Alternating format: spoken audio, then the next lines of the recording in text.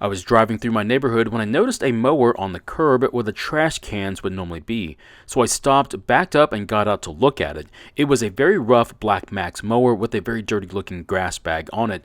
I then loaded the mower into the car and continued to where I was going. When I got home, I finally got it out and realized just how terrible this mower really looks.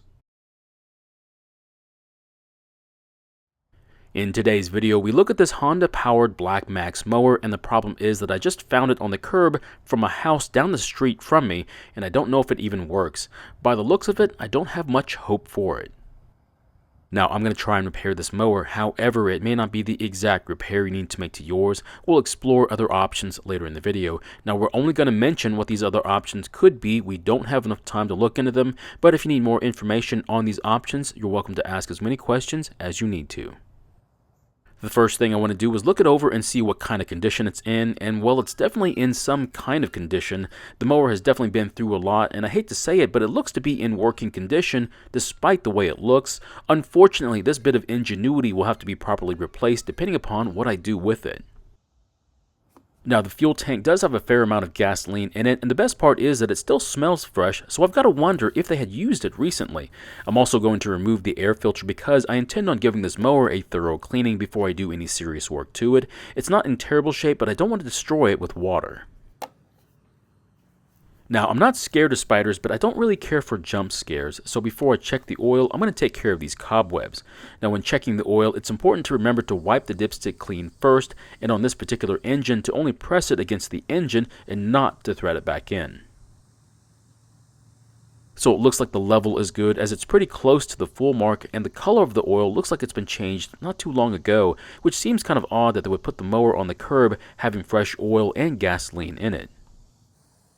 So here's the most obvious issue with this mower, which is the pull rope. It's not retracting like it's supposed to, so unfortunately, before we can check to see if this mower is going to start, we need to deal with it. Now, what I really should do with it is remove the recoil and figure out why it's not working, but since I have a recoil from a parts mower, I'm going to swap it out and then deal with the old one at a later time.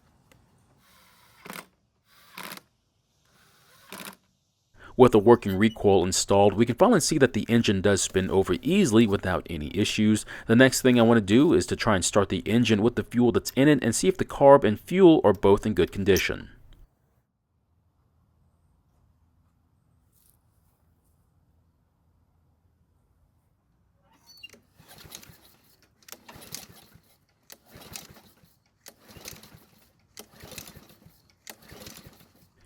Unfortunately, it didn't even try and start, but I want to try that one more time because more than likely this mower has been sitting unused outside for quite some time.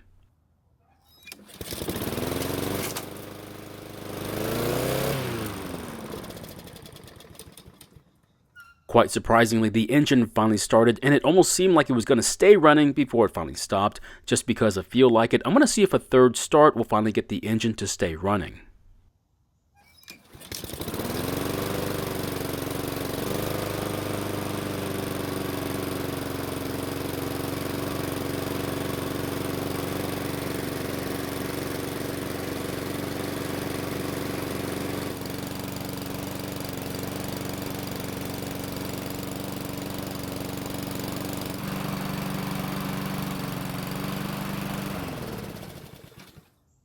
I'm really surprised this mower works just like it should. Yes, I needed to start it a few times, but more than likely it's because this mower's been sitting for several months, so it only makes sense it's going to have some starting issues. Now, the old recoil isn't retracting anymore, and from the look of the visible part of the spring, more than likely it is broken and will need to be replaced. But for right now, we'll keep the one that's on there and take a look at the other one later on. So now comes the tough part, which is to decide how I want to go about dealing with this mower. I mean, it starts and runs, and the self-propel works, so I guess I could keep it and use it as my own personal mower, but there's an issue I have with it. The first thing I need to do is clean this mower so I can get an idea if it has any leaks. That way I'll then be able to figure out if I'm going to keep it, sell it, or just give it away. Now, I'm very certain that this engine is not leaking fuel, at least from what I can see and smell, but gasoline has an ability to destroy the finish on the paint, so getting the dirt off is key to being able to tell if we do or at least had a fuel leak at some point. The other reason is to get rid of the dirt and debris from the deck is to stop rust. Unfortunately, from what I can tell on this one, we might be a bit too late. The other reason I need to get rid of the dirt is because I need to check for an oil leak from this engine. I really do like Honda products, especially their lawn equipment, but on this particular engine, it has one huge issue, and it has to do with oil leaking from the governor shaft on the side of the engine. I also want to check and make sure that the underside of the mowing deck is also clean as well. This will keep the deck from rusting on this side of the deck, and the other issue is that it allows the mower to cut and mulch the grass better. And to my surprise, it's extremely clean. It looks like the owner cleaned this mower right before the recoil failed on them, which is more than likely the reason why it was given away. Now, I have to wonder, why would they give away a working Honda-powered mower? Was it just because the recoil broke? Now, the recoil only costs $13. Not only that, but if you wanted to just replace the spring, it would only be $6. Now, I know it's not dirt cheap, but would you give something away just because you didn't want to pay such a small amount of money? Now, I really don't want to go into the budget being the reason why someone would give a mower away, but the reason why is because a budget is something I consider to be a private matter. I will say this, the household I got this mower from is on a fixed income, and I really can't say more than that because I'd only be assuming more than what I can see, but would that be enough to warrant giving away a mower only to replace it with a new one? Unfortunately, it looks like we either have a dirty spot or an area with a lot of rust. That means we need to give this area some more attention. If the drain hole in the deck gets clogged, any debris and moisture can build up there and cause this sort of damage. And it looks like we have some bad news because it looks like we got a fair bit of rust in this low spot. There's really not much we can do with it other than remove as much rust as possible, spray a rust preventer on it, and then paint over it. Now the wheels really aren't that bad, but I do want to at least spray any dirt off of them. Like I said earlier, this mower looks to have been well taken care of, and all the damage or the parts that this mower needs looks to have been a result of age and not neglect. In fact, I'll even go on the record to say that this mower may have only been left outside once it wasn't needed anymore, and they more than likely just bought a new mower to replace it. Now, to replace this mower with a new one from Blackmax would cost almost $400, so I really can't see how saving $6 to $13 for a single part makes sense because you got to replace that mower and that would cost a lot more. Either way, this mower is mine and I've got to figure out if it's fixable and how much it's going to cost. Since I know there's rust on top of the deck, I need to see just how bad it is under the cover for the belt. Well, it's not terrible. I mean, it could have been filled with grass clippings, but it looks like all we have to worry about is some dirt. While I'm here, I also want to check the cable for the drive. It's kind of strange that the drive system even works because on this type of self-propelled system, the handle pulls on the cable that rotates the transmission, which then puts tension on the belt.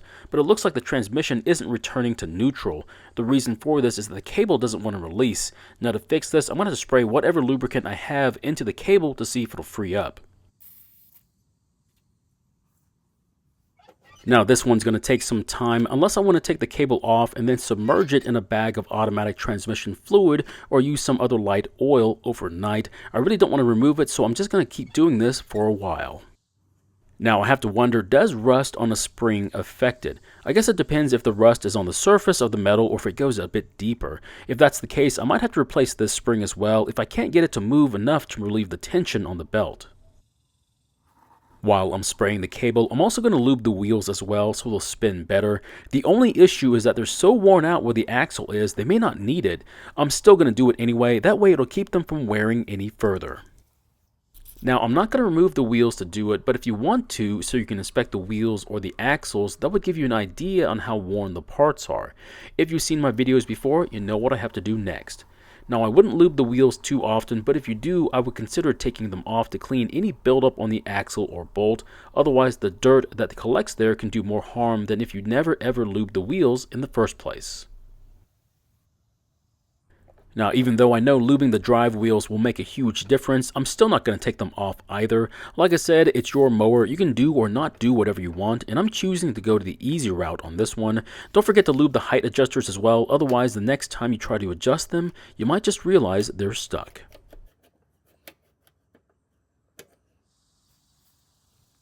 After some time, it looks like the lube is finally doing something to the cable as the transmission seems to be moving more than before. I'll keep doing this every so often until I think it's where it should be.